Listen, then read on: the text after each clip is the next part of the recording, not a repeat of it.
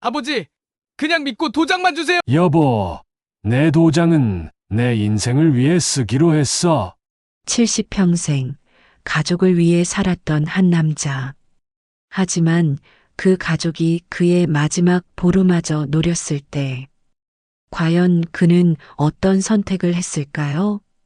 오늘은 한 어르신이 직접 들려주는 도장 하나로 시작된 가족 전쟁 이야기입니다. 세월이 흘러 머리가 하얗게 셀 때까지 우리는 가족을 위해 모든 것을 바칩니다. 집도, 돈도, 심지어 자신의 의지까지도 말이죠. 하지만 때로는 그 선의가 독이 되어 돌아올 때가 있습니다. 오늘 여러분께 들려드릴 이야기는 바로 그런 이야기입니다. 한 통의 전화로 시작된 이 사연은 많은 시니어 분들이 겪고 계시거나 겪을 수 있는 현실적인 문제를 다루고 있습니다. 가족에 대한 믿음과 현실적 판단 사이에서 고민하시는 모든 분들께 작은 도움이 되길 바라며, 그럼 지금부터 시작하겠습니다. 안녕하세요. 저는 올해 75인 상구라고 합니다. 사실 이런 이야기를 남들에게 털어놓는다는 게 쉽지 않은데, 혹시나 저와 비슷한 상황에 계신 분들께 조금이라도 도움이 될까 싶어서 용기를 내어 말씀드립니다. 제가 겪은 일은 작년 겨울부터 시작됐습니다. 그때만 해도 저는 아직도 아이들이 절 필요로 한다는 사실이 고맙기만 했거든요. 아마 많은 어르신들이 저와 같은 마음이실 거예요. 그날도 평소와 다름없는 저녁이었습니다. 거실에서 뉴스를 보고 있는데 며느리 수진이와 아들 준호가 주방에서 소곤소곤 이야기를 나누더라고요. 목소리가 작아서 처음엔 별 신경을 안 썼는데 가끔씩 들리는 단어들이 신경에 걸렸습니다. 대출이 안 되면 어떡하지? 아버지 도장만 받으면. 이런 말들이 귀에 들어왔거든요. 그때는 단순히 젊은 부부의 경제적 고민 정도로 생각했습니다. 요즘 집값도 오르고 아이들 키우느라 돈이 많이 들 텐데 무슨 대출이 필요하나 보다 했죠. 제가 도울 수 있는 게 있다면 언제든 도와줘야겠다는 생각뿐이었습니다. 다음 날 아침 아들이 식사를 하다가 조심스럽게 말을 꺼냈습니다. 아버지, 사실은 집 리모델링을 하려고 하는데요. 처음엔 반가웠습니다. 결혼한 지 벌써 10년이 넘었으니 집도 여기저기 손볼 데가 많을 텐데 젊은 부부가 알아서 잘하고 있구나 싶어서요. 그래, 좋은 생각이다. 집은 살면서 계속 손봐줘야 하는 거니까. 그런데 아들의 다음 말이 조금 이상했습니다. 그런데 대출을 받으려면 공동명의가 필요하대요. 아버지께서 보증을 서주시면 되는데. 공동명의, 보증? 이 단어들이 머릿속에 맴돌았습니다. 물론 가족 간에 서로 도와주는 게 당연하다고 생각해왔지만 왠지 마음 한구석이 불편했어요. 얼마나 되는 대출인데? 많지 않아요. 그냥 아버지께서 믿고 도장만 찍어주시면. 도장만 찍어달라. 이 말이 계속 귀에 맴돌았습니다. 평생을 살아오면서 제 도장이 얼마나 무거운 건지 잘 알고 있거든요. 집을 살 때도 사업을 할 때도 모든 중요한 순간마다 이 도장 하나로 제 인생이 결정됐잖아요. 며느리 수진이도 거들었습니다. 아버님, 저희를 믿어주세요. 정말 집 수리에만 쓸 거예요. 요즘 금리도 낮다고 하니까 기회를 놓치면 안 될 것 같아서요. 두 사람의 눈빛이 간절했습니다. 특히 며느리의 표정에는 애타는 마음이 그대로 드러나 있었어요. 결혼 초부터 지금까지 정말 성실하게 살아온 며느리라 평소에도 믿음직스러웠거든요. 하지만 뭔가 석연치 않은 기분을 떨칠 수가 없었습니다. 대출이면 당연히 관련 서류도 보여주고 구체적인 계획도 설명해야 하는 게 정상 아닌가요? 그런데 그냥 믿고 도장만 찍어달라니.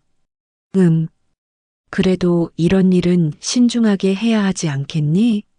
하루만 시간을 줘. 생각해보고 내일 답을 줄게. 아들의 표정이 잠깐 굳어지는 게 보였습니다. 며느리도 마찬가지였고요. 하지만 금방 환한 미소를 지으며 말했습니다.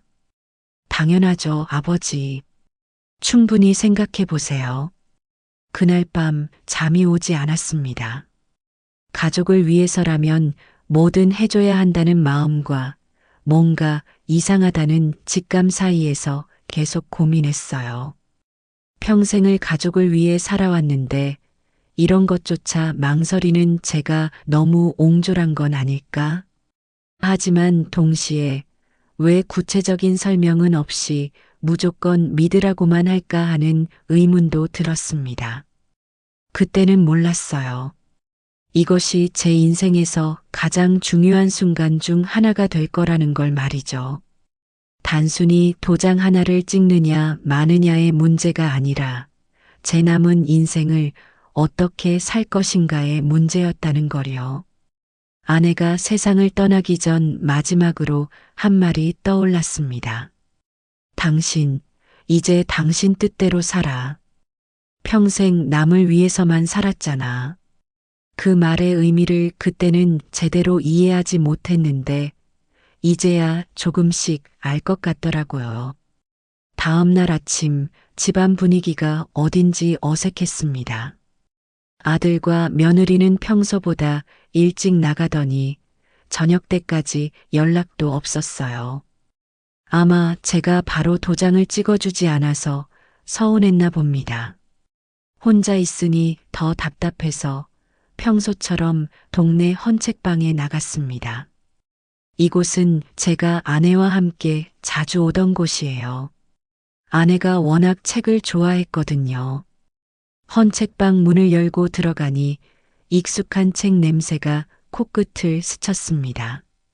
오래된 종이와 잉크가 섞인 그 특유의 냄새 말이에요. 아내는 그 냄새를 참 좋아했는데 이제는 저 혼자서 맡고 있으니 왠지 쓸쓸하더라고요. 어서 오세요, 상구 아저씨. 책방 주인 박 사장이 반갑게 인사했습니다. 이분도 저와 비슷한 나이로 10년 넘게 알고 지낸 사이예요. 오늘은 혼자 오셨네요. 어머니는 어디 가셨어요? 아, 그게. 아내 이야기를 꺼내면 아직도 목이 메어서 그냥 애매하게 웃고 넘어갔습니다. 다행히 박 사장도 더 묻지 않으시더라고요. 책방 안쪽 구석에는 작은 라디오가 놓여 있었습니다. 거기서 7080 가요가 흘러나오고 있었어요. 나훈아의 고향역이었나? 그 노래를 들으니 문득 제 어린 시절이 떠올랐습니다. 그때 저는 가난한 농부의 장남이었어요. 동생들 공부시키느라 제가 고등학교도 제대로 못 갔죠. 20살에 서울로 올라와서 공장에서 일하면서 야간 고등학교를 다녔고 틈틈이 야간 대학도 나왔습니다. 결혼 후에는 아이들 교육비 때문에 정말 힘들었어요. 특히 준호가 대학 갈 때는 등록금이 너무 비싸서 제가 하던 작은 가게 운영자금까지 빼서 마련했거든요. 며느리 수진이가 처사이 나을 때도 그랬습니다. 산후조리원비가 만만치 않다고 하니까 제가 일주일 동안 병원에서 밤낮으로 간병했어요. 그때 허리를 다쳐서 지금도 가끔 아픈데 후회는 안 해요. 가족이니까요. 아내도 마찬가지였습니다. 병원비가 얼마나 많이 나오던지 그래도 끝까지 포기하지 않았어요. 평생을 함께 산 사람인데 돈 때문에 치료를 못 받게 할 순 없잖아요. 그런데 아내가 마지막에 한 말이 자꾸 떠올랐습니다. 당신은 평생 남을 위해서만 살았어. 이제 당신 뜻대로 살아. 처음에는 그저 죽어가는 사람의 마지막 당부 정도로 생각했는데 요즘 와서 보니 더 깊은 뜻이 있었던 것 같아요. 라디오에서 다음 곡이 나왔습니다. 현미의 술 한 잔이었어요. 아내와 가끔 이 노래를 같이 듣곤 했는데 그때마다 아내는 우리 젊었을 때는 참 힘들었지만 행복했다고 말하곤 했어요. 행복했을까요? 돌이켜보니 정말 바쁘게만 살았던 것 같아요. 아이들 키우고 돈 벌고 집 마련하고 정작 제가 뭘 좋아하고 뭘 하고 싶은지는 생각해 본 적이 없었던 것 같습니다. 책방에는 저 같은 동네 어르신들이 몇 분 더 계셨어요. 다들 조용히 책을 뒤적이거나 라디오 음악을 들으며 시간을 보내고 계셨죠. 어쩐지 이곳에 있으니 마음이 편안해졌습니다. 문득 이런 생각이 들었어요. 나는 지금까지 누구를 위해 살았을까? 가족? 맞습니다. 그런데 정작 그 가족들이 저를 어떻게 생각하고 있을까요? 어제 아들과 며느리의 태도를 떠올려 보니 왠지 제가 그들에게는 그냥 도장 찍어주는 사람 정도로 여겨지는 건 아닌가 하는 생각이 들었어요. 제 의견을 묻거나 제 생각을 존중하기보다는 그냥 무조건 믿고 따라달라는 식이었거든요. 물론 가족 간에 믿음이 있어야 하지만 그렇다고 해서 아무런 설명도 없이 중요한 결정을 하라는 게 맞는 걸까요? 책방에서 2시간 정도 있다가 집으로 돌아왔습니다. 집에는 아직도 아무도 없더라고요. 저녁 준비를 하면서도 계속 생각했어요. 과연 내가 어떻게 해야 할까? 그때 현관문이 열렸습니다. 아들과 며느리가 함께 들어오더니 표정이 어딘지 심각해 보였어요. 아버지, 생각해 보셨어요? 아들이 묻기도 전에 며느리가 먼저 나섰습니다. 평소보다 훨씬 다정한 목소리였어요. 아버님, 사실 오늘 병원에 갔다 왔거든요. 아버님 건강 때문에 걱정이 돼서요. 갑자기 병원 이야기가 나오니 당황스러웠습니다. 병원? 나는 어디 아픈 데 없는데? 그래도 정기검진은 받으셔야죠. 요즘 혼자 계시는 시간이 많아서 걱정이에요. 혹시 갑자기 무슨 일이라도 생기면 며느리의 말에 아들도 거들었습니다. 맞아요, 아버지. 며칠 전에도 계단에서 휘청거리시는 걸 봤거든요. 혹시 모르니까 종합검진 한번 받아보세요. 계단에서 휘청거린 적이 있었나? 기억이 잘 나지 않는데 아이들이 그렇게 말하니 그런가 보다 했습니다. 그리고 아버님, 요양시설도 한번 견학해 보시는 게 어떨까요? 요즘 시설 좋은 곳들이 많다고 하더라고요. 요양시설? 이건 정말 예상치 못한 말이었어요. 야, 나는 아직 그런 곳 갈 나이가 아니다. 물론이에요. 지금 당장은 아니고 나중에 혹시 필요할 때를 대비해서요. 미리 알아보면 좋잖아요.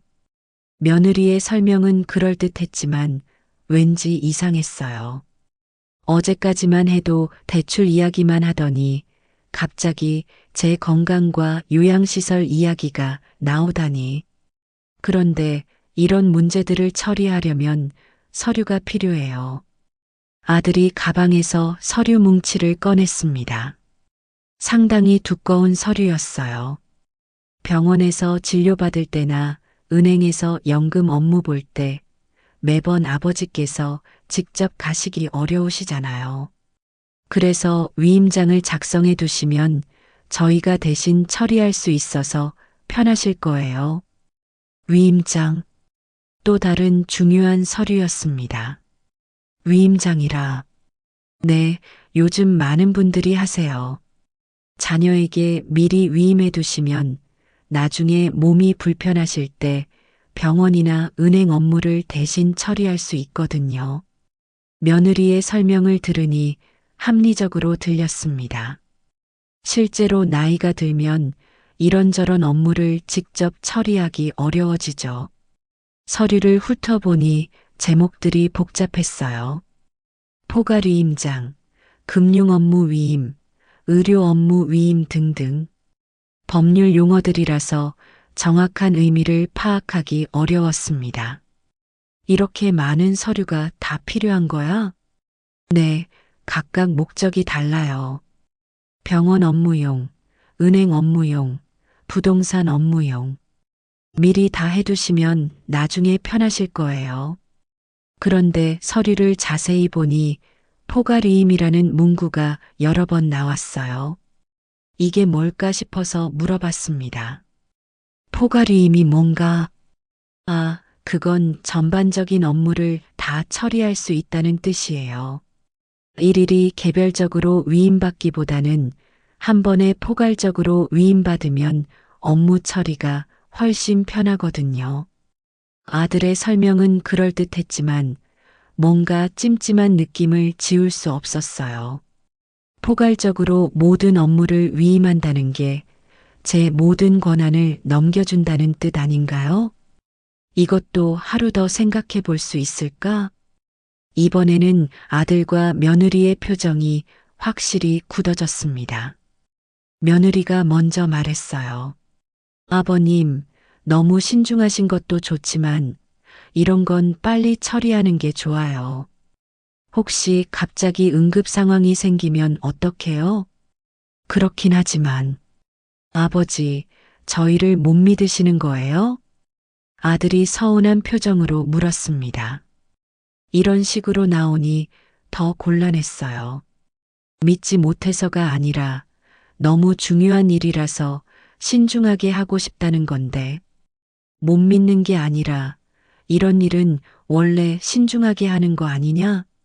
물론이에요. 하지만 아버님께서 너무 오래 미루시면 정작 필요할 때 문제가 될 수 있어요.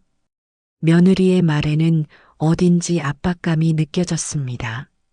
마치 빨리 결정하지 않으면 큰일이 날 것처럼 말하고 있었거든요. 그날 밤에도 잠이 오지 않았습니다. 대출 보증 문제에 이어서 이번엔 위임장까지. 왜 이런 중요한 일들이 갑자기 한꺼번에 몰려오는 걸까요? 더 이상했던 건 며느리의 태도 변화였어요. 평소에는 그냥 정중한 정도였는데 요즘 들어서 유독 친절하게 굴더라고요. 갑자기 제 건강을 걱정한다며 병원 검진을 권하고 요양시설 견학까지 제안하고 혹시 이 모든 게 다 연결된 건 아닐까 하는 생각이 들기 시작했습니다. 다음 날 아침 일찍 경로당에 나갔습니다. 혼자 있으면 자꾸 복잡한 생각만 드니까 동네 어르신들과 이야기나 나누며 기분 전환을 하려고요. 경로당에서는 몇 분의 어르신들이 화투를 치고 계셨어요. 그 중에 박노인이라고 하는 분이 있는데 이분은 젊을 때 은행에서 일하셨던 분이라 이런저런 금융 상식이 많으세요. 상구형, 얼굴이 안 좋아 보이는데 무슨 일 있어? 박노인이 걱정스럽게 물었습니다. 처음엔 그냥 괜찮다고 하려고 했는데 워낙 답답해서 조심스럽게 상황을 얘기해 봤어요. 아들이 집 리모델링 때문에 보증을 서달라고 하는데 뭔가 이상해서 박노인의 표정이 금세 심각해졌습니다. 요즘 그런 일이 정말 많다네. 자식들이 부모 명의로 대출 받아놓고 나중에 문제 생기는 경우 말이야. 설마 우리 아들이 그럴까요? 형, 세상이 바뀌었어. 예전과 달라. 요즘은 가족이라도 조심해야 해. 특히 포괄위임장 같은 건 절대로 함부로 써주면 안 돼. 포가리 임장? 이 말을 듣고 깜짝 놀랐어요. 어제 아들이 가져온 서류에 바로 그 용어가 있었거든요. 포가리 임장이 뭐가 문제인가요? 그거 한번 써주면 자녀가 부모 명의로 뭐든지 할 수 있어. 집 팔기, 대출 받기, 심지어 통장에서 돈 빼는 것까지. 부모가 전혀 모르는 사이에 모든 걸 처리할 수 있다고. 이 말을 듣고 등골이 서늘해졌습니다. 그럼 어떻게 해야 하나요? 만약에 꼭 필요하다면 포괄위임이 아니라 항목별 제한 위임을 해야 해. 예를 들어 병원 업무만, 은행 업무만 이런 식으로 구체적으로 제한해서 말이야.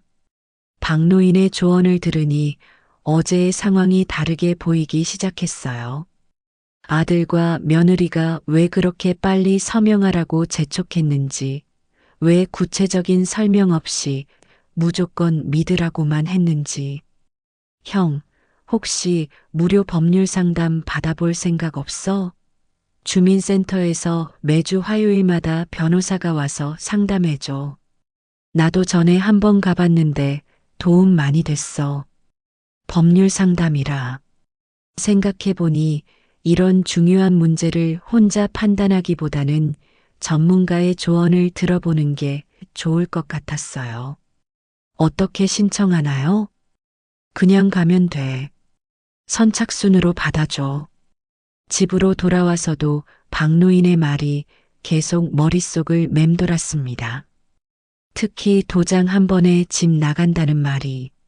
설마 우리 아들이 그럴 리야 없겠지만 그래도 조심해서 나쁠 건 없잖아요. 그날 저녁 아들과 며느리는 또다시 서류 이야기를 꺼냈습니다. 아버지, 오늘은 결정하셨죠? 아직 좀 더 생각해 봐야 할 것 같은데. 며느리의 표정이 확연히 굳어졌어요. 아버님, 계속 미루시면 정말 곤란해요. 대출 신청 기한이 있다고 했잖아요. 그래도 이런 중요한 일은. 아버지, 도대체 뭐가 걱정이세요? 저희가 뭔가 나쁜 짓이라도 할 것 같으세요? 아들이 목소리를 높였습니다. 이런 아들의 모습을 보는 게 처음이라서 당황스러웠어요. 그게 아니라 나도 좀 알아보고 싶어서. 뭘 알아봐요? 이런 건 신뢰의 문제잖아요. 며느리가 한숨을 쉬며 말했습니다. 아버님, 혹시 누가 이상한 말 하셨어요? 요즘 경로당 가시는 분들이 괜한 의심만 심어주신다고 들었는데. 어떻게 제가 경로당에서 상담받은 걸 알았을까요? 혹시 누가 봤나? 아무도 이상한 말 안 했어. 그냥 내가 신중하게 생각해보고 싶다는 거야. 알겠어요. 그럼 내일까지만 더 기다려 볼게요. 하지만 더 이상은 어려워요. 그날 밤이 정말 길었습니다. 라디오를 켜놓고 혼자 생각에 잠겼어요. 오래된 라디오에서 흘러나오는 음악을 들으면서 말이에요. 그런데 깜빡 잠이 든 사이에 라디오가 자동으로 녹음되는 기능이 켜져 있었나 봐요. 요즘 라디오들은 신기하게도 그런 기능이 있더라고요. 다음 날 아침에 라디오를 끄려다가 우연히 재생 버튼을 눌렀는데 어젯밤에 녹음된 내용이 나왔어요. 처음에는 그냥 음악인 줄 알았는데 잠깐 들어보니 익숙한 목소리가 며느리와 아들의 목소리였습니다. 아마 제가 잠든 후에 거실에서 이야기를 나눈 모양이에요. 라디오가 우연히 그 대화를 녹음한 거죠. 정말 답답해 죽겠어. 왜 이렇게 의심을 해? 조금만 더 참아. 어차피 선택권이 없어. 집 담보로 잡히면 얼마나 나올까? 최소 3억은 될 거야. 그러면 우리 빚 다 갚고도 남아. 시설에 먼저 보내는 게 나을까? 그건 나중에 생각하고 일단 도장부터 받자. 계좌 비밀번호도 알아내야 하고, 이 대화를 듣는 순간 온몸에 소름이 돋았습니다. 집 담보, 시설, 계좌 비밀번호? 제가 그동안 느꼈던 이상한 기분이 착각이 아니었던 거예요. 아들과 며느리는 처음부터 제 재산을 노린 거였구나. 화요일 아침 서둘러 주민센터로 갔습니다. 무료 법률 상담을 받아야겠다고 생각했거든요. 변호사 선생님은 생각보다 젊은 분이었어요. 상황을 자세히 설명드리니 심각한 표정으로 들어주시더라고요. 어르신, 포괄위임장은 정말 위험합니다. 한번 작성하시면 위임받은 사람이 어르신 명의로 모든 법적 행위를 할 수 있어요. 집을 팔 수도 있고, 대출을 받을 수도 있고, 그럼 어떻게 해야 하나요? 만약 꼭 필요하시다면 항목별로 제한해서 위임하세요. 예를 들어 병원 진료에 관한 업무만, 특정 은행의 연금 수령 업무만 이런 식으로요. 그리고 기간도 정해 놓으시고, 혹시 이미 써준 위임장을 취소할 수 있나요? 물론입니다. 위임은 언제든 철회할 수 있어요. 하지만 이미 그 위임장으로 어떤 법적 행위가 이루어진 후라면 복잡해질 수 있습니다. 변호사 선생님의 설명을 들으니 상황이 얼마나 심각한지 알 수 있었어요. 어르신, 혹시 가족분들이 어르신의 재산 상황을 자세히 알고 계신가요? 글쎄요. 제가 따로 말한 적은 없는데 아마 짐작은 하고 있을 거예요. 요즘 이런 사건이 정말 많습니다.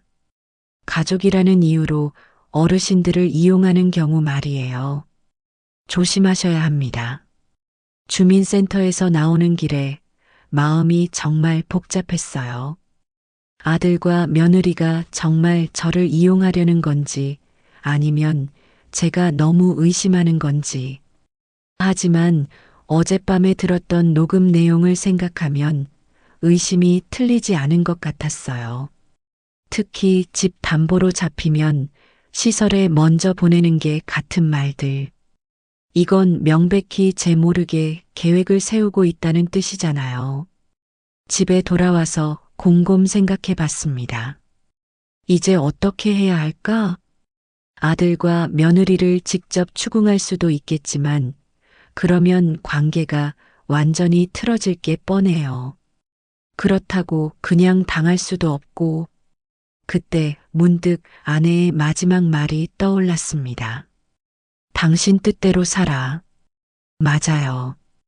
이제는 제 뜻대로 살아야 할 때가 온 거예요. 평생 가족을 위해 살았으니 이제는 저 자신을 위해 살아도 되지 않을까요? 그날 밤 잠을 못 이루며 계획을 세웠습니다.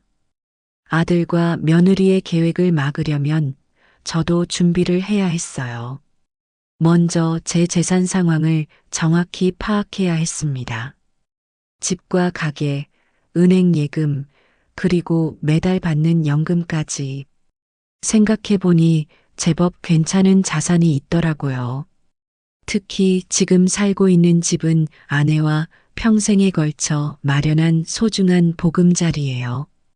1층은 작은 가게로 쓰고 있고 2층에서 생활하고 있는데 요즘 부동산 시세로 보면 꽤 값어치가 나가는 것 같았어요. 아들과 며느리가 노리는 게 바로 이 집이구나 싶었습니다. 다음 날 아침 일찍 헌책방에 갔어요. 박 사장에게 상황을 설명하고 조언을 구하려고요. 상구 아저씨, 큰일 날 뻔했네요. 요즘 정말 그런 일이 많아요. 자식들이 부모 재산을 노리는. 그래서 뭔가 대비책을 마련하고 싶은데 어떤 방법이 있을까요? 박 사장이 잠깐 생각하더니 말했어요. 제가 알기로는 생활신탁이라는 게 있어요. 재산을 신탁회사에 맡겨놓으면 본인이 살아있는 동안은 계속 거주하면서 수익도 받고 나중에 어떻게 처분할지도 미리 정해놓을 수 있다고 하더라고요. 생활신탁? 처음 들어보는 말이었어요. 그게 정확히 뭔가요? 자세한 건 저도 잘 모르겠어요. 하지만 책방에 오시는 분 중에 젊은 변호사가 있는데 그분께 한번 물어보시는 게 어떨까요? 매주 토요일마다 오세요. 마침 그날이 토요일이었어요. 오후쯤 되니 젊은 변호사가 나타났습니다. 김 변호사라고 하시는 분인데 동네에 사무실을 개업한 지 얼마 안 된다고 하더라고요. 상황을 설명드리니 김 변호사도 심각하게 들어주셨어요. 어르신 상황이라면 몇 가지 방법이 있어요. 첫 번째는 생활신탁, 두 번째는 사전연명 의료의향서 같은 것들로 의료 결정권을 명확히 하는 것, 세 번째는 금융자산을 분산시켜 놓는 거예요. 하나씩 자세히 설명해 주셨는데 생각보다 복잡하더라고요. 생활신탁은 어르신의 집과 가게를 공익재단 형태로 신탁에 맡기는 거예요. 그러면 어르신이 살아계시는 동안은 계속 그곳에서 거주하실 수 있고 가게 임대료 같은 수익도 받으실 수 있어요. 하지만 다른 사람이 마음대로 팔거나 담보로 잡을 수는 없게 되죠.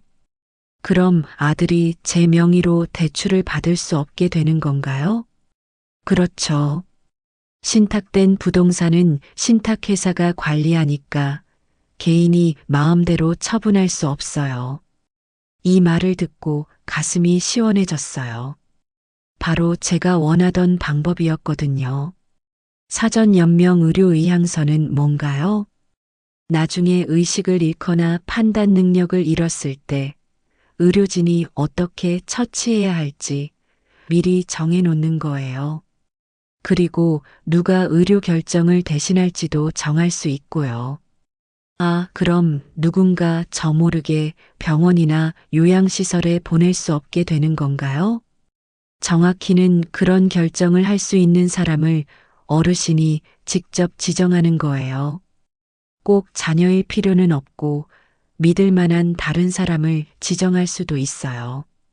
마지막으로 금융자산 분산에 대해서도 설명해 주셨어요. 은행 계좌를 여러 개로 나누시고 연금이나 임대료 같은 수입이 들어오는 계좌도 바꾸시는 거예요. 그러면 한 번에 많은 돈을 빼갈 수 없게 되죠.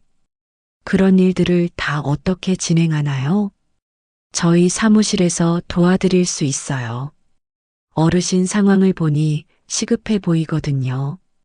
김 변호사의 도움으로 그 주 내내 바쁘게 움직였어요. 먼저 생활신탁부터 진행했습니다. 집과 가게를 공익재단 형태로 신탁에 맡기되 제가 살아있는 동안은 계속 거주할 수 있고 가게 임대료도 받을 수 있도록 했어요.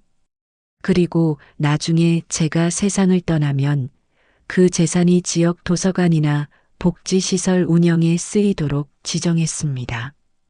사전연명 의료의향서도 작성했어요. 의료진과 상의해서 제 의지를 명확히 밝혀두고 의료결정 대리인으로는 김 변호사를 지정했습니다. 아들이 아니라 제3자를 지정한 이유는 혹시 이해관계가 상충될 수 있기 때문이었어요. 은행 계좌도 여러 개로 분산시켰습니다. 연금이 들어오는 계좌, 생활비로 쓰는 계좌, 비상금 계좌. 이렇게 나누니까 한 번에 많은 돈을 빼가기 어려워지더라고요. 마지막으로 헌책방 임차권도 재정비했어요. 제가 직접 계약한 것이니 다른 사람이 마음대로 전대할 수 없도록 조항을 넣었습니다. 이 모든 일을 진행하는데 일주일 정도 걸렸어요.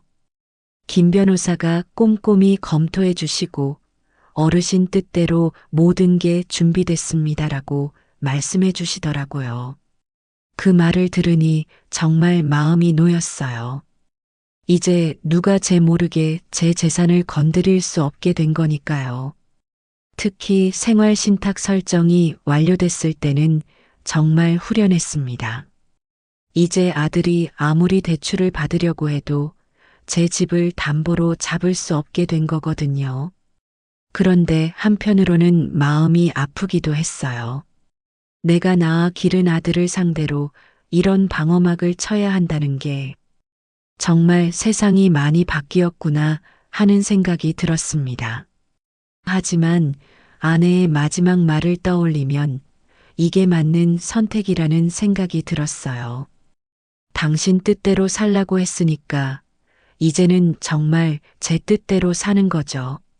모든 준비를 마친 후 며칠 동안 아들과 며느리를 피해 지냈어요. 이제 맞닥뜨릴 때가 됐다는 걸 알면서도 어떻게 말을 꺼내야 할지 막막했거든요. 그런데 아들과 며느리 쪽에서 먼저 나섰습니다. 아버지, 이번 주말에 가족회의 좀 했으면 좋겠어요. 며느리가 평소보다 더 정중한 목소리로 말했어요.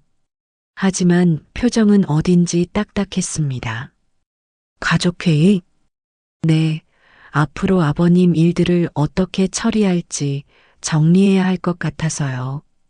토요일 저녁 거실에 셋이 둘러앉았습니다. 며느리가 다시 그 서류 뭉치를 가져왔더라고요.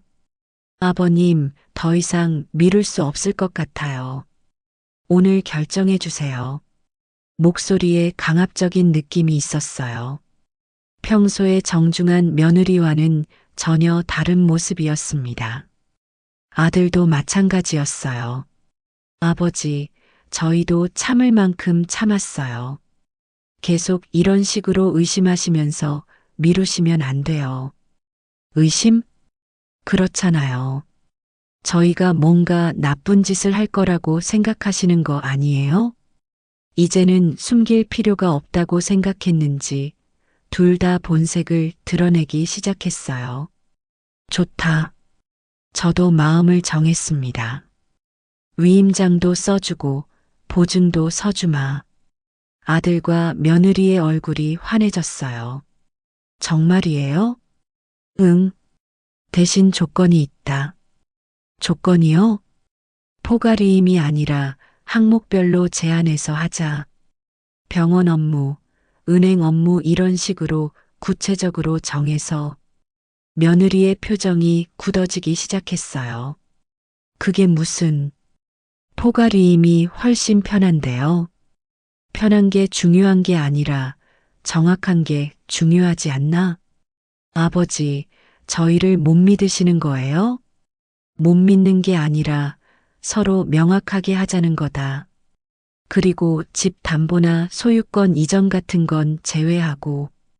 이 말을 하자마자 두 사람의 얼굴이 완전히 달라졌어요. 집 담보요? 그런 건 생각도 안 하고 있는데요. 며느리가 당황하며 말했지만 이미 늦었어요. 반응을 보니 확실히 그런 계획이 있었던 거죠. 그래, 그럼 문제 없겠네. 아버지, 왜 갑자기 이런 식으로 나오세요? 아들이 목소리를 높였어요. 그때 저는 조용히 라디오를 켰습니다. 며칠 전에 우연히 녹음된 그들의 대화가 흘러나오기 시작했어요. 정말 답답해 죽겠어.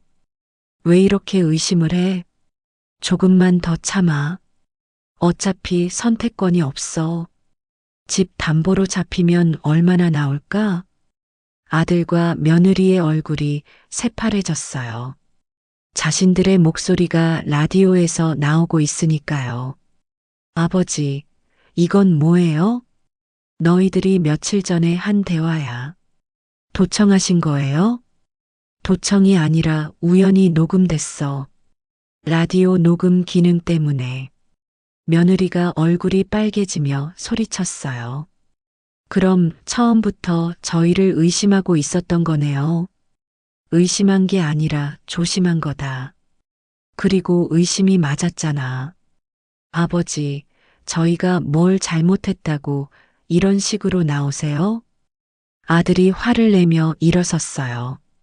잘못한 게 없다면 왜 집 담보 이야기가 나왔을까? 시설에 보낸다는 이야기는 뭐고? 두 사람이 할 말을 잃었어요. 증거가 너무 명확했거든요. 아버지, 저희도 살아야 하잖아요. 빚이 너무 많아서 아들이 울먹이며 말했어요. 빚은 너희가 진 거 아니냐? 그걸 왜 내 집으로 해결하려고 해? 그래도 가족이잖아요. 며느리가 소리쳤어요. 가족이니까 이해해달라고? 가족이니까 속여도 된다고? 저도 목소리를 높였습니다. 평생 이런 식으로 큰 소리를 낸 적이 없었는데 그날은 정말 화가 났어요. 가족이라면 더 솔직해야 하는 거 아니냐? 처음부터 사정을 제대로 설명하고 도움을 요청했어야지. 왜 속이려고 했어? 두 사람이 아무 말도 못했어요. 그리고 이미 늦었다. 집은 신탁 처리했어. 신탁이요? 응. 이제 내가 살아있는 동안은 계속 여기서 살 수 있지만 누구도 이 집을 마음대로 팔거나 담보로 잡을 수 없어. 아들과 며느리의 얼굴이 절망적으로 변했어요. 아버지, 그럼 저희는 어떻게 해요? 너희 문제는 너희가 해결해. 너무하잖아요. 부모가 자식을 이렇게 대해도 돼요? 며느리가 울면서 소리쳤어요. 나는 부모 역할 충분히 했어. 준호 대학 등록금부터 시작해서 결혼 자금, 집 살 때 보증금, 애들 키울 때 도움. 언제 마다한 적 있나? 그래도 뭐야? 이제 내 집까지 내놔야 해? 그날 밤은 정말 길었어요. 결국 아들과 며느리는 화를 내며 나가버렸고 저는 혼자 남았습니다. 마음이 아팠지만 후회하지는 않았어요. 이미 충분히 많은 걸 해줬고 이제는 제 몫의 삶을 살 권리가 있다고 생각했거든요.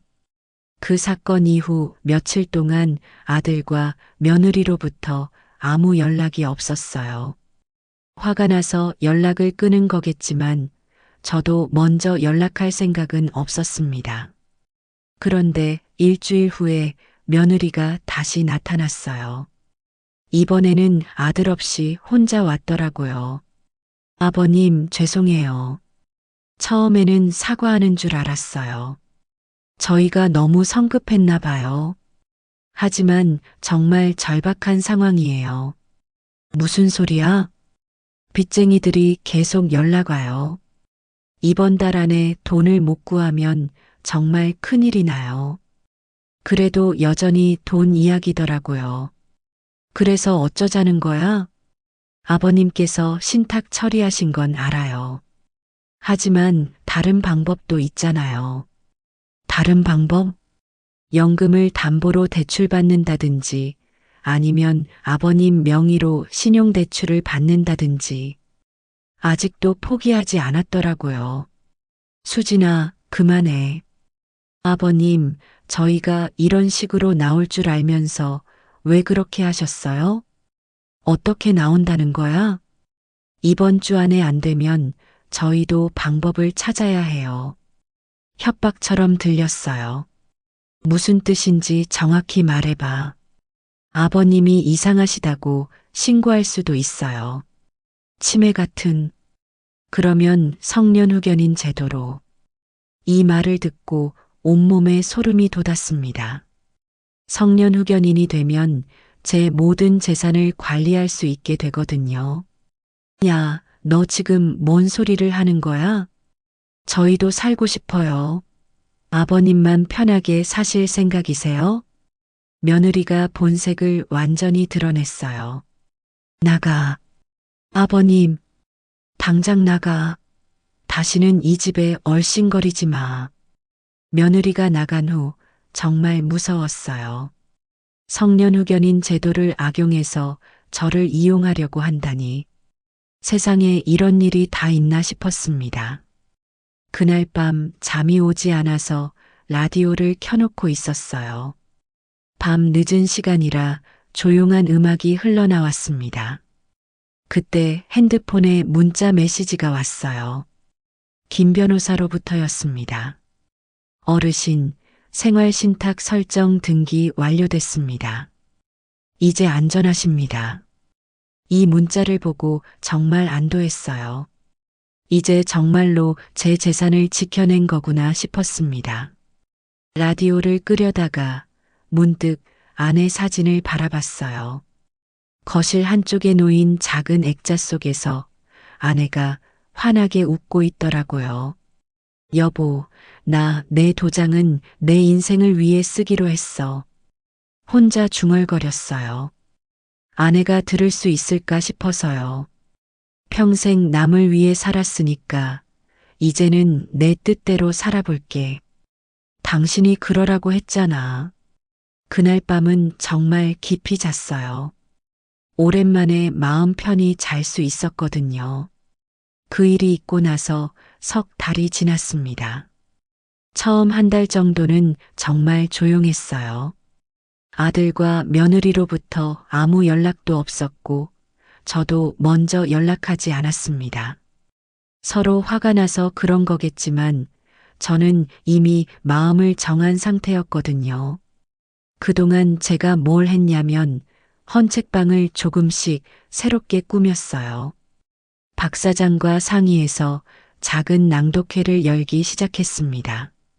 매주 토요일 오후에 동네 어르신들이 모여서 좋은 글이나 시를 함께 읽는 시간을 가지는 거예요. 처음에는 서너 분만 오셨는데 입소문이 나면서 점점 사람이 늘어났어요. 경로당에서 화투나 치던 분들도 오시고 혼자 사시는 할머니들도 오시고 생각보다 이런 걸 좋아하시는 분들이 많더라고요. 그리고 라디오 사연 코너도 만들었어요. 제가 가지고 있던 오래된 라디오를 헌책방에 가져와서 동네 분들이 사연을 보내면 읽어드리는 거예요. 요청곡도 받고요. 오늘은 경로당에 계신 김할머니께서 보내주신 사연입니다. 돌아가신 남편분이 좋아하셨던 단장의 미를 들려달라고 하시네요. 이런 식으로 진행하니까 동네 어르신들이 정말 좋아하셨어요. 혼자 계신 분들에게는 작은 위로가 되기도 하고 옛 추억을 나누는 시간이 되기도 했거든요. 헌책방이 점점 동네 사랑방 같은 역할을 하게 됐어요. 책도 보고 라디오도 듣고 서로 이야기도 나누고 저도 이런 일을 하는 게 참 즐거웠습니다. 그러던 어느 날 아들 준호가 혼자 나타났어요. 석 달 만이었죠. 아버지, 목소리가 많이 작아져 있더라고요. 예전처럼 당당하지도 화나 있지도 않았어요. 그동안 어떻게 지냈니? 죄송해요, 아버지. 진심으로 사과하는 것 같았어요. 저희가 너무 잘못했어요. 아버지를 그런 식으로 대하면 안 되는 건데. 앉아라. 아들이 소파에 앉더니 한참 동안 말을 못 하더라고요. 아버지, 저희 결국 이혼하기로 했어요. 뭐? 수진이와 더 이상 함께 살 수 없을 것 같아서요. 무슨 일이 있었나 싶어서 자세히 물어봤어요. 아버지께 그런 식으로 나온 게 수진이 아이디어였어요. 처음에는 저도 반대했는데 빚에 쪼들리다 보니까 판단력을 잃었나 봐요. 그래서 결국 빚쟁이들이 집까지 찾아와서 애들이 무서워하고 이웃들 시선도 견디기 어렵고 수진이는 저희 때문에 아버지와의 관계까지 틀어졌다고 원망하고 아들의 목소리에 깊은 후회가 묻어났어요. 아버지, 제가 정말 바보였어요. 가장 소중한 사람을 그런 식으로 대하다니. 준호야. 네. 내가 내 아들인 건 변하지 않아. 다만 잘못한 건 확실히 인정하고 앞으로는 그런 일이 없어야 한다. 정말 용서해 주시는 거예요? 용서는 하지만 예전처럼 돌아갈 수는 없다.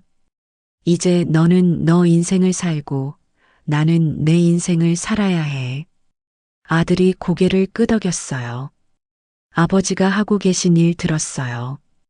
헌책방에서 어르신들과 함께 하시는 거. 어떻게 알았니? 동네에서 소문났어요. 아버지가 요즘 정말 좋아 보이신다고. 그 말을 듣고 괜히 뿌듯했어요. 나도 이런 일이 내 적성에 맞는 줄 몰랐어. 아버지, 앞으로 가끔씩 안부 확인하러 와도 될까요? 물론 무리한 부탁은 안 할게요. 그래, 가끔씩 얼굴은 보자. 아들이 돌아간 후 마음이 복잡했어요. 한편으로는 안타깝고 한편으로는 다행이라는 생각도 들었거든요. 이제야 정말로 선이 그어진 거죠. 며느리 수진이는 그 이후로 얼굴을 보지 못했어요. 아마 저를 원망하고 있을 겁니다. 하지만 어쩔 수 없는 일이에요. 처음부터 솔직했다면 이런 일은 없었을 텐데. 요즘 제 하루는 이렇게 흘러갑니다. 아침에 일어나서 간단히 아침 식사를 하고 1층 가게 정리를 해요. 임차인이 깔끔하게 쓰고 있어서 관리할 게 많지는 않고요. 오전에는 헌책방에 나가서 책도 보고 박 사장과 이야기도 나눠요. 요즘 새로 들어온 책들도 구경하고요. 오후에는 동네 산책을 하거나 경로당에 가서 다른 어르신들과 시간을 보내요. 박노인 같은 분들과 이야기하다 보면 시간이 금세 가더라고요. 토요일 오후에는 헌책방 낭독회가 있어요. 이게 일주일 중에서 가장 즐거운 시간이에요. 여러 어르신들과 함께 좋은 글을 읽고 각자 사연을 나누고 저녁에는 집에서 라디오를 들으며 혼자만의 시간을 가져요. 아내 사진을 보면서 하루 있었던 일들을 이야기하기도 하고요. 여보, 오늘은 김할머니가 옛날에 남편분과 함께 들었던 노래 이야기를 해주셨어. 정말 감동적이더라. 이런 식으로 아내와 대화하는 것도 일상이 됐어요. 물론 대답은 없지만 그래도 위로가 되거든요. 가끔씩 아들이 안부 전화를 해요. 예전처럼 뭔가를 요구하는 게 아니라 정말 안부만 묻는 거예요. 그런 전화를 받으면 마음이 편해집니다. 아버지, 건강은 어떠세요? 응, 괜찮다. 너는 어떻게 지내니? 힘들지만 열심히 하고 있어요. 이제는 정말 제 힘으로 해보려고요. 이런 대화가 훨씬 편해요. 서로 부담스럽지도 않고 자연스럽고요. 돌이켜보니 이 모든 일이 저에게는 오히려 좋은 기회였던 것 같아요. 만약 그때 아무 생각 없이 도장을 찍어줬다면 지금쯤 제 집도 없고 갈 곳도 없는 신세가 됐을지도 모르거든요.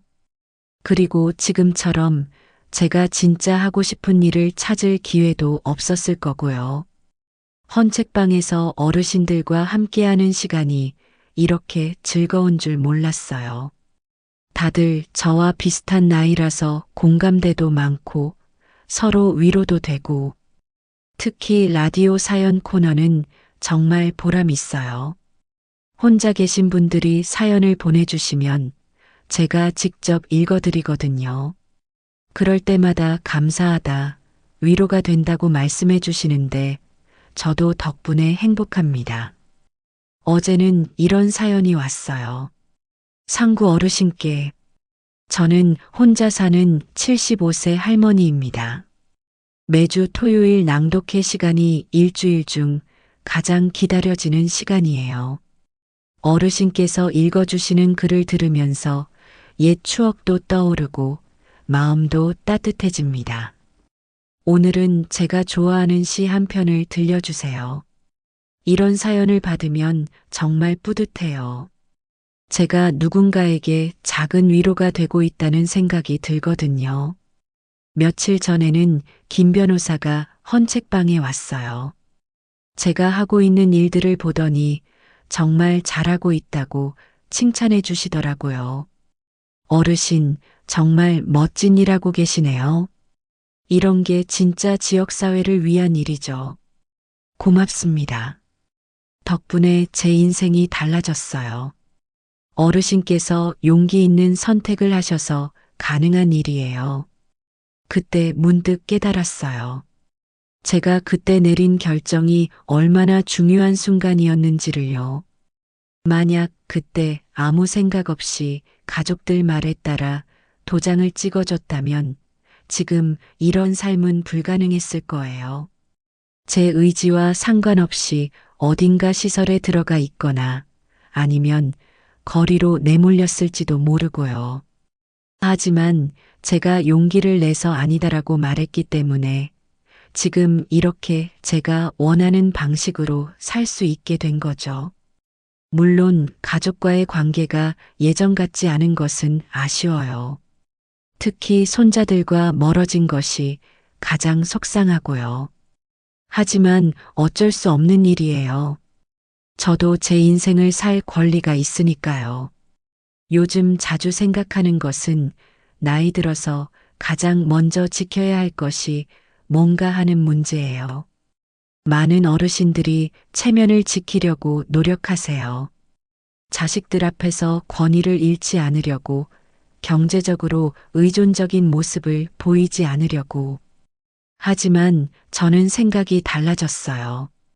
체면보다 중요한 건 선택권이에요. 내가 어떻게 살지, 내 재산을 어떻게 쓸지, 내 인생의 마지막을 어떻게 보낼지. 이런 결정을 내릴 수 있는 권리 말이에요. 선택권을 잃으면 체면도 소용없어요. 남이 정해놓은 삶을 살아야 하는데 무슨 체면이 있겠어요? 그래서 저는 젊은 세대 어르신들께 꼭 말씀드리고 싶어요. 가족이라고 해서 무조건 믿지 마세요. 믿되 검증하세요. 도장 하나 찍는 것도 신중하게 생각하세요. 그리고 미리미리 준비하세요. 생활 신탁 같은 것도 알아보시고 사전 연명 의료 의향서도 작성해 두시고 내가 판단 능력을 잃기 전에 내 뜻을 명확히 남겨두는 거예요. 무엇보다 자신만의 삶을 찾으세요. 평생 가족을 위해 살았으니 이제는 자신을 위해 살 시간도 필요해요. 저는 헌책방에서 어르신들과 함께하는 시간을 통해 제 새로운 삶을 찾았어요. 여러분도 분명 뭔가 있을 거예요. 포기하지 마시고 찾아보세요. 오늘도 라디오에서 좋은 노래가 나왔어요. 송창식의 왜 불러였는데 가사가 참 좋더라고요. 왜 불러 내 이름을. 이 노래를 들으면서 생각했어요. 이제는 누군가가 제 이름을 부를 때 제가 원하지 않으면 대답하지 않아도 된다는 거요. 제 도장은 제 인생을 위해 쓰기로 했으니까요. 혹시 지금 이 이야기를 듣고 계신 시니어 분들 중에서 비슷한 상황에 놓인 분이 계실까요? 아니면 주변에 그런 분이 있으신가요? 기억하세요. 가족이라는 이름으로 여러분의 권리를 침해받을 필요는 없습니다. 물론 가족 간의 도움과 사랑은 소중하지만 그것이 여러분의 의지를 무시하는 이유가 될 수는 없습니다. 여러분의 도장 하나하나에는 평생의 무게가 담겨 있습니다. 신중하게 그리고 당당하게 사용하세요. 나이가 들수록 지켜야 할 것은 체면이 아니라 선택권입니다. 여러분 모두가 마지막까지 자신의 의지로 자신이 원하는 방식으로 살아가시기를 바랍니다. 오늘 이야기가 여러분께 작은 도움이 되었기를 바라며 다음에도 더 좋은 이야기로 찾아뵙겠습니다. 구독과 좋아요, 그리고 여러분의 소중한 댓글이 저희에게 큰 힘이 됩니다. 감사합니다.